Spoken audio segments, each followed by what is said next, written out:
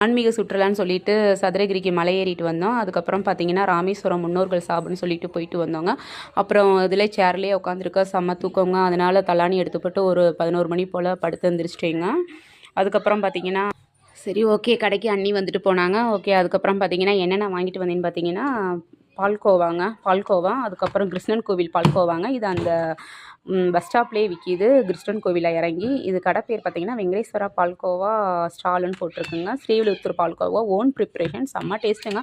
அப்புறம் சாம்பிராணி வாங்கினேன். அப்புறம் மலை ஏற்றத்தில் பார்த்தீங்கன்னா, இது கொடுத்தாங்க. இந்த சாம்பிராணி வந்து திருஷ்டி கழிக்குங்க. அதுக்கப்புறம் பார்த்தீங்கன்னா, மொடவாட்டுக்கால் தாங்க. மொடவாட்டுக்காலோட ப்ரிப்ரேஷன் வந்து அடுத்தடுத்த வீடியோவில் வரும்.